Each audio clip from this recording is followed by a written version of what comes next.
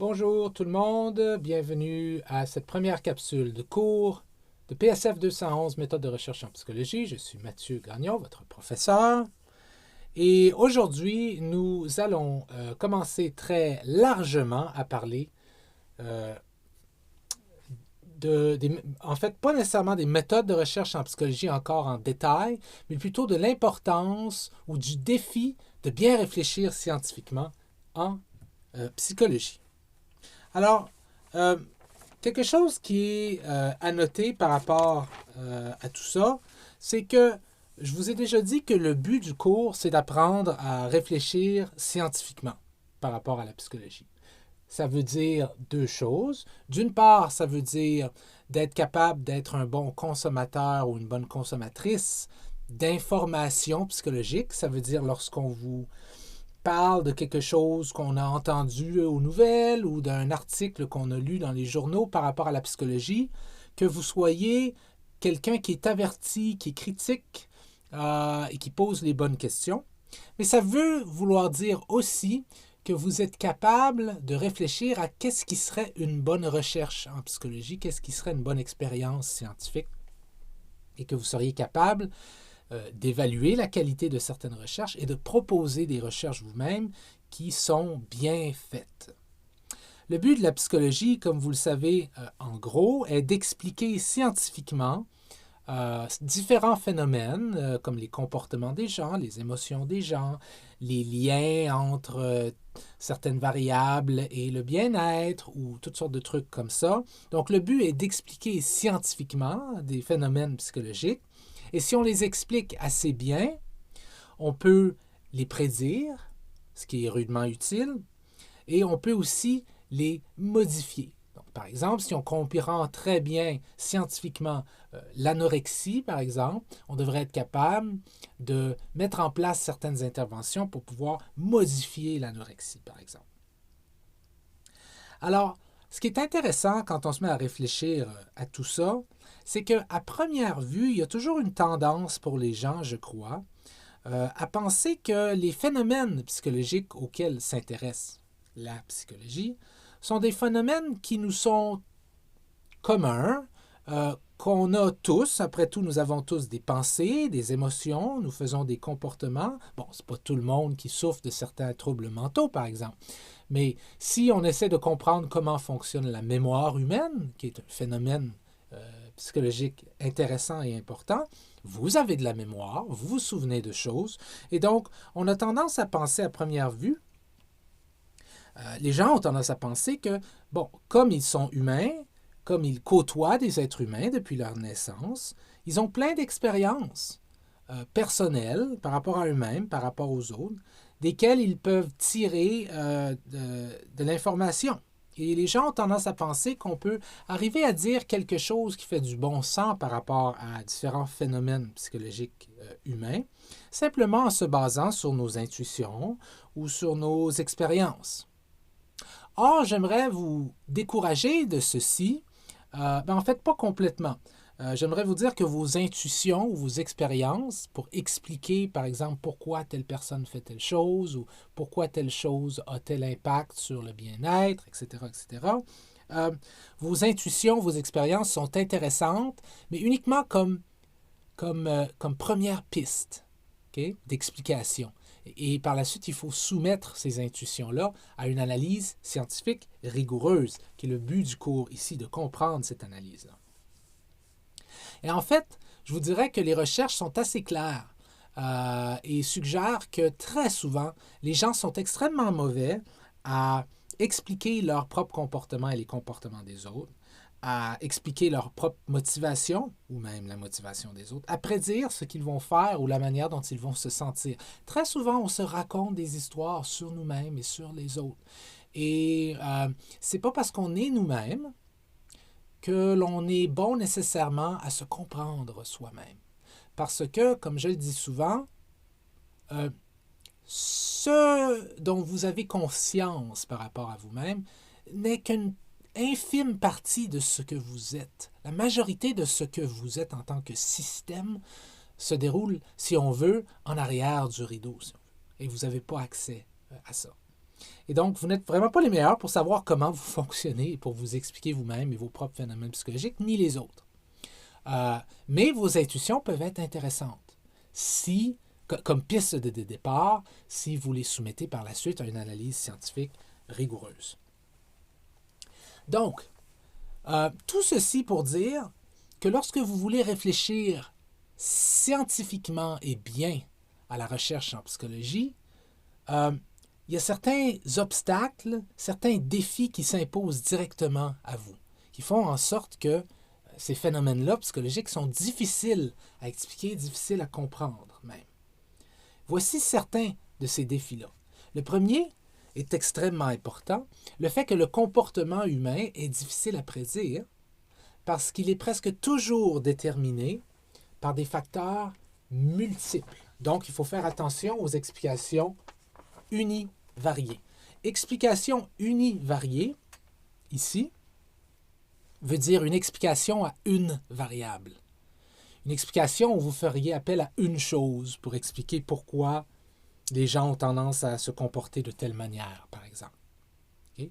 Comparativement à une explication multivariée ou une analyse multivariée, où on fait rentrer plein de facteurs ensemble pour expliquer un comportement ou un phénomène quelconque. Exemple, vous remarquez que certaines personnes, comparativement à d'autres, sont plus motivées à l'école, travaillent mieux, mettent plus de temps dans leur étude, sont plus persévérantes. Vous vous demandez qu'est-ce qui explique ça? Hein? Une première explication univariée pourrait être ce sont des personnes ici qui se sont mis des buts de bien performer à l'école. C'est l'explication.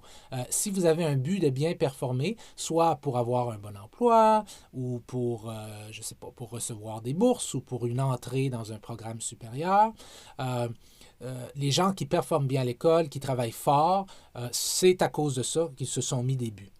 Donc ça, c'est votre premier niveau. Mais si vous creusez un peu plus, vous allez vous rendre compte que il est vrai que les buts des gens dépendent de la culture dans laquelle ils vivent. Il y a certaines cultures qui mettent plus d'emphase sur l'éducation, d'autres moins. Ne tombez pas dans le piège ici à confondre culture pour pays. Ce n'est pas toujours le cas. Dans un même pays, dans un même territoire, on peut avoir plusieurs cultures différentes. Okay? Alors là, vous vous rendez compte que dans le fond, c'est mieux expliquer ça par deux variables. La culture de la personne et ses buts. Okay? Mais là, vous vous rendez compte aussi qu'il y a aussi le développement de la personne, dans le fond. Parce que si la personne vient d'une famille et a eu une vie dans laquelle elle a toujours été récompensée pour travailler fort, ça se ferait en sorte qu'elle pourrait juste travailler fort à l'école comme ça, parce qu'elle est venue apprécier ça, à cause qu'elle a souvent été récompensée pour ça. OK, peut-être aussi que ses parents lui ont impliqué certaines valeurs et certaines attitudes. OK. Alors ici, il faut prendre en compte pour expliquer pourquoi la personne étudie bien, pourquoi elle persévère à l'école. Donc, il faut prendre en compte ses buts, sa culture, son histoire développementale à cette personne-là. Et là, vous vous rendez compte, non, mais attends un petit peu, pour être bon à l'école puis persévérer, il faut quand même avoir un certain quotient intellectuel quand même. Veut pas. Okay?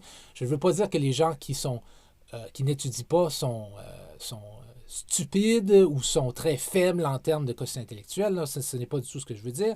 Mais il reste que ça demande un certain niveau d'intelligence. Et une partie de ce certain niveau d'intelligence-là et de cette capacité à planifier les choses, à planifier ses études, à décider non, je ne vais pas aller au cinéma ce soir, je ne vais pas aller au bar ce soir, je vais à la place travailler sur mes mathématiques.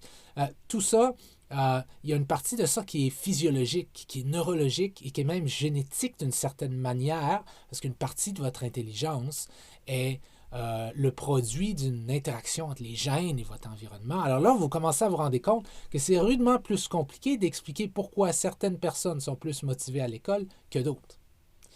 Que dans le fond, vous avez commencé avec un simple facteur qui était certaines personnes ont des buts d'être bons, puis certaines personnes le veulent, d'autres ne le veulent pas. Okay? Une explication un peu simpliste comme ça. Puis vous finissez avec, ouais, mais dans le fond, il y a toutes sortes de facteurs. Il y a des facteurs familiaux, culturels, il y a des facteurs personnels, il y a des facteurs même neurologiques, etc., etc., etc. OK?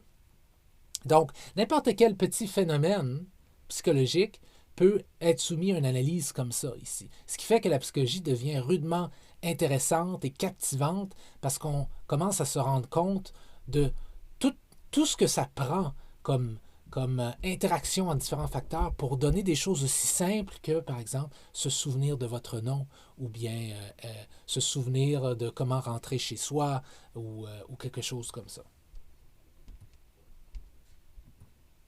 En plus de ça, le deuxième défi, c'est que les facteurs qui influencent justement ce phénomène-là s'influencent les uns les autres. Ils sont interdépendants les uns des autres. Ils ne sont pas indépendants, interdépendants. Et donc, les buts que la personne, la culture de la personne et son développement a un grand impact sur ses buts, dans notre exemple. Okay? Mais les buts de la personne vont faire en sorte que cette personne-là va se tenir avec d'autres personnes comme elle, d'autres personnes qui veulent réussir à l'école, par exemple. Et en se tenant juste avec des personnes comme ça et en allant juste dans des soirées avec des gens comme ça, elle va rentrer dans des nouvelles sous-cultures. Elle va commencer à être impactée par d'autres gens qui sont comme ça. Et ça va lui donner des expériences, des nouvelles expériences qui vont venir impacter ses buts et ainsi de suite. Donc, tout ceci est interdépendant. Ce qui rend ça encore plus compliqué de décrire justement comment ça se fait que quelqu'un est motivé à l'école. En plus de ça, il y a énormément de différences individuelles. Okay, un bon exemple de ça, si vous étudiez en physique le carbone, vous prenez un atome standard de carbone, que vous le preniez d'un objet ou d'un autre objet, par exemple si je le tire d'une table ou si je le tire je ne sais pas moi, d'un tapis, un atome de carbone, mais un atome de carbone, c'est un atome de carbone et il devrait réagir à mes interventions, à mes manipulations physiques de la même manière. Okay? Ce n'est pas le cas pour les gens. Les gens dépendent, pas dépendent, mais diffèrent les uns des autres. Okay? Évidemment, il y a une nature humaine et on est très, très similaires sur certains points, tous les êtres humains. Mais alentour de cette énorme base de similarité, il y a des différences individuelles qui peuvent venir brouiller les cartes, ce qui rend le défi de faire de la recherche en psychologie encore plus complexe. Okay? Et ce qui fait en sorte que très souvent en psychologie, on ne peut pas prédire avec certitude quelque chose. On peut uniquement prédire en termes de probabilité, de manière probabiliste, dire il y a telle probabilité telle probabilité que la personne réagisse de telle manière ou que telle intervention fonctionne pour diminuer la dépression ou ainsi de suite. Vous pourriez répondre à ceci en disant « Ah, donc c'est pas une vraie science parce qu'une science fonctionne avec la certitude. » Bien, vous vous tromperiez ici. Okay? Si vous allez dans un département de physique et plus particulièrement de physique quantique où ils s'intéressent aux atomes, aux électrons, aux particules, vous verrez qu'eux-mêmes ne peuvent pas prédire complètement les comportements de ces particules-là. La plupart du temps, ce sont des probabilités. Même chose en psychologie. Le système humain est trop complexe pour pouvoir prédire avec certitude. En plus de ça, les gens s'influencent les uns les autres par déterminisme réciproque. Un bon exemple de ça que j'aime bien donner, c'est l'idée que très souvent, lorsqu'on pense au développement de l'enfant, on a tendance à le voir de manière unidirectionnelle, qui est que ce que l'enfant devient est grandement fonction du parent. C'est le parent qui élève l'enfant, qui forme l'enfant. Okay? Mais ce qu'on néglige très souvent, et ce qui est clair dans les recherches en développement de l'enfant, c'est que les enfants élèvent leurs parents aussi. En d'autres mots, le genre de parent que vous allez devenir dépend du type d'enfant que vous aurez. Okay? Et donc, les enfants ont autant d'influence sur les parents que les parents ont d'influence sur les enfants. Et vous, vous avez autant d'influence sur vos amis que vos amis ont autant d'influence sur vous, et ainsi de suite.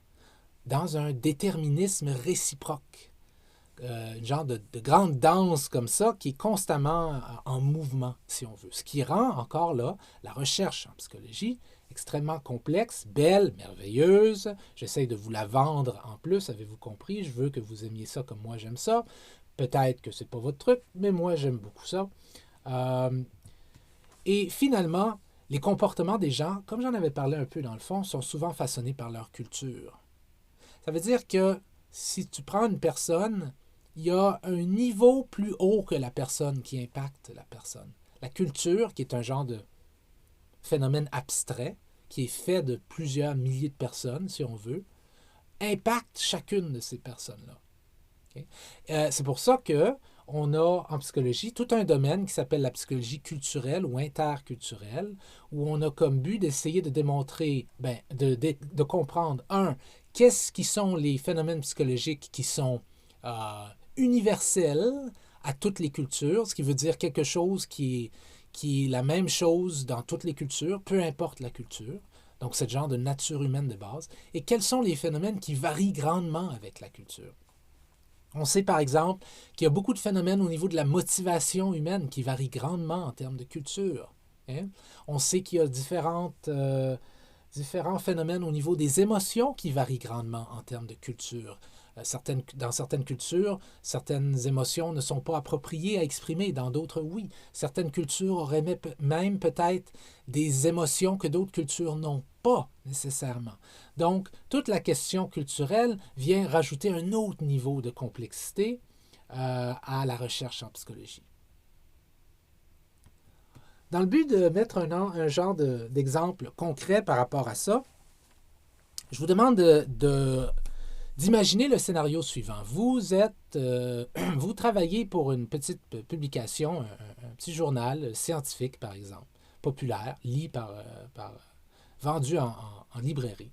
Et on vous demande de faire un article sur la recherche sur la dépression. Alors, on vous donne un petit budget, on vous envoie dans une conférence en ville, une conférence internationale, là où il y a plusieurs experts de la dépression, experts et expertes de la dépression, qui font de la recherche là-dessus. Et vous avez ciblé 6 personnes et vous allez les interviewer une à la fois pour comprendre ce qu'ils ou elles font en termes de recherche sur la dépression. Hein? Alors, vous arrivez à la première personne et vous leur posez des questions. Vous travaillez sur la dépression, qu'est-ce que vous faites exactement? La personne vous répond, je travaille, moi, vraiment, ce qui m'intéresse, c'est au niveau moléculaire. Ce que j'essaie de comprendre, c'est qu'on croit qu'il y a certaines variations génétiques entre les gens qui les prédisposent à la dépression. Par exemple, on sait qu'il y a certains gènes dans tel chromosome pour lesquels il y a 2 versions de ce gène-là, la version A et la version B. Et si vous êtes une personne qui a la version A, vous êtes grandement protégé contre la dépression, alors que si vous êtes quelqu'un qui a la version B, vous avez beaucoup plus de chances de développer la dépression au cours de votre vie, et on essaie de comprendre ça. Alors, vous trouvez ça intéressant, vous passez à la deuxième personne, vous lui demandez, vous travaillez sur la dépression vous aussi? La personne vous dit oui.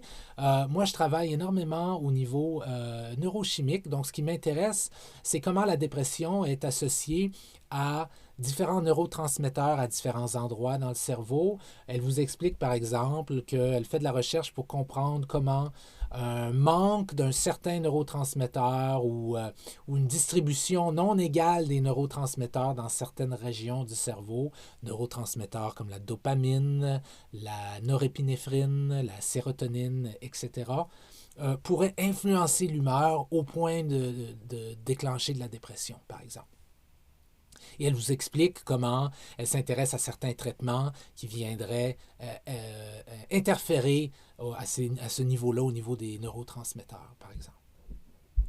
Vous passez à la prochaine personne qui, elle, dit oui, je travaille aussi sur la dépression et je m'intéresse énormément aux différentes régions du cerveau et à essayer de comprendre en mettant les gens dans des scanners, entre guillemets, et observer leur cerveau et l'activité de leur cerveau.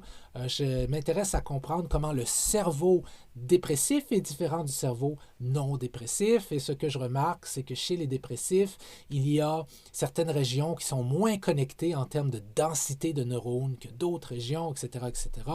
Alors, vous trouvez ça très intéressant.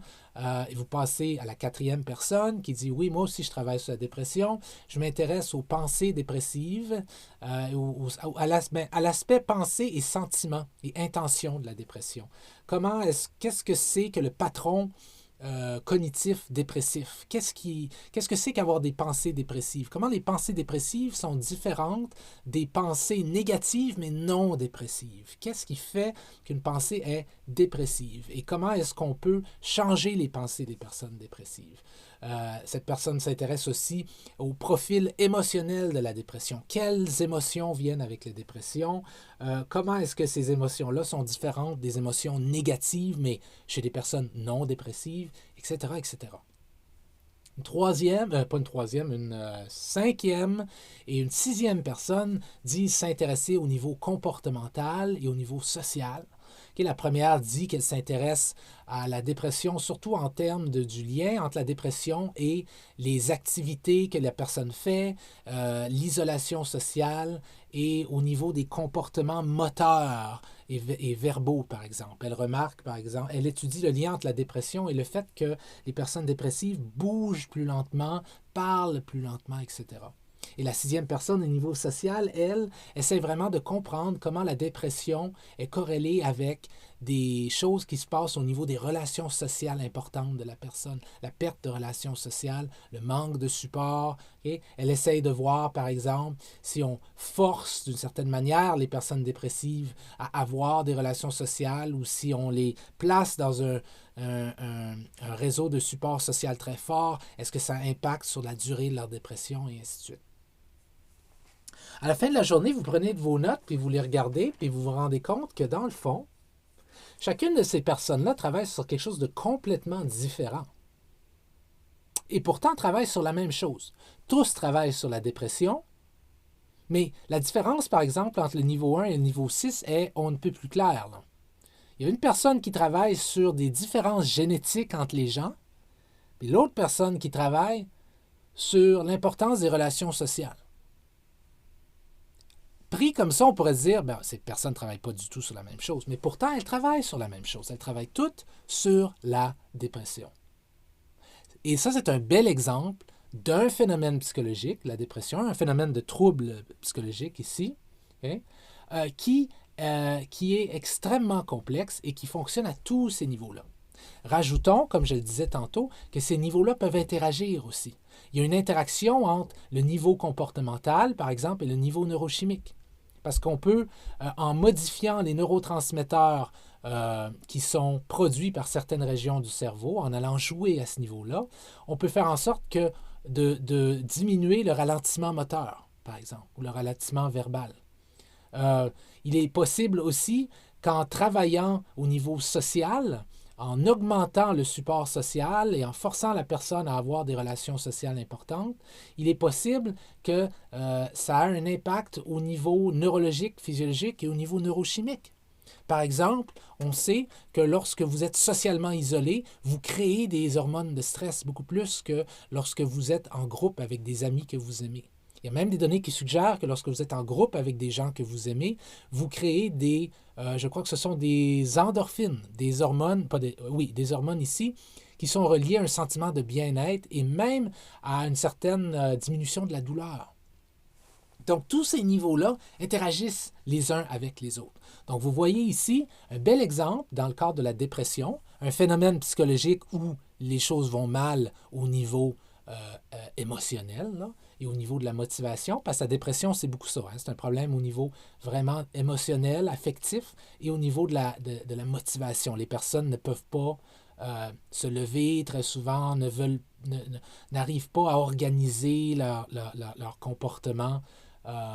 C'est vraiment un énorme problème très présent et il peut être étudié de toutes sortes d'angles. Langue sociale, comportementale, mentale, neurologique, neurochimique, moléculaire. Et la même chose est vraie pour pas mal tous les phénomènes en psychologie.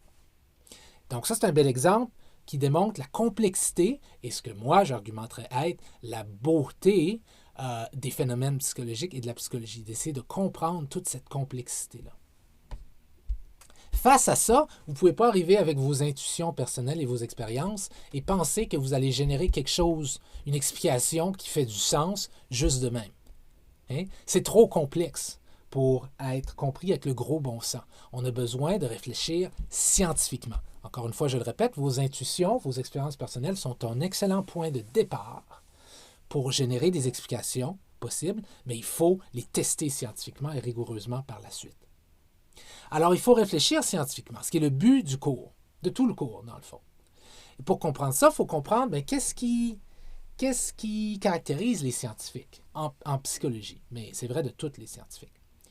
On va s'arrêter sur certains trucs dans le cours. Premièrement, les scientifiques sont des empiristes. On va voir ce que ça veut dire dans le cadre de la prochaine présentation. Deuxièmement, comme je viens de dire, ils ne s'arrêtent pas uniquement sur leurs idées préconçues, leurs intuitions, mais plutôt ils testent des théories en utilisant le cycle théorie-donnée. Okay? C'est une science, la psychologie.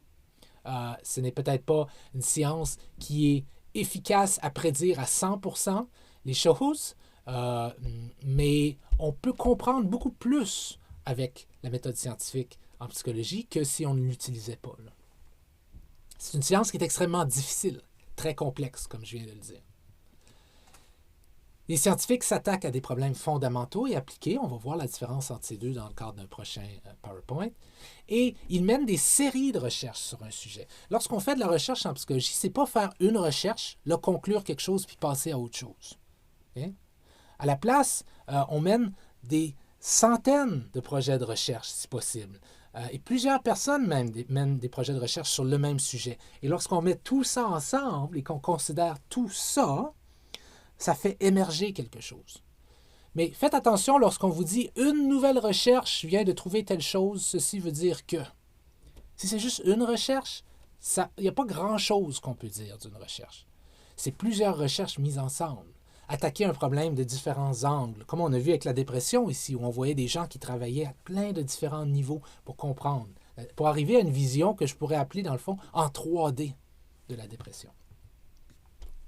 Et finalement, les scientifiques publient leurs travaux et communiquent avec le public. On va parler un peu de ça parce que c'est important, parce qu'il s'avère qu'une grande partie de ce que les gens comprennent de la psychologie, incluant vous-même, c'est ce que vous avez appris en écoutant des émissions, en écoutant les nouvelles, en lisant un article dans une revue scientifique vendue en bibliothèque, en librairie, je veux dire, en regardant un article sur Facebook ou quelque chose comme ça.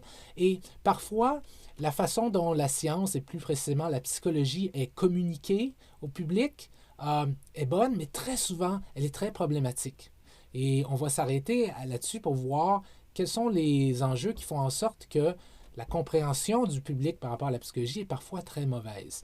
Et pour ne pas vendre la mèche, mais je peux juste dire une chose pour vous mettre en appétit, c'est que très souvent, la psychologie et la science en général est communiquée au public en général, non pas par des chercheurs, mais par des journalistes scientifiques, certains desquels sont très bons, d'autres moins, et cherchent plutôt du sensationnalisme, ce qui vient distordre beaucoup l'interprétation et la compréhension de la science chez le public en général. Donc, je vous revois au prochain PowerPoint et on commence à parler de chacun de ces éléments-là. Salut!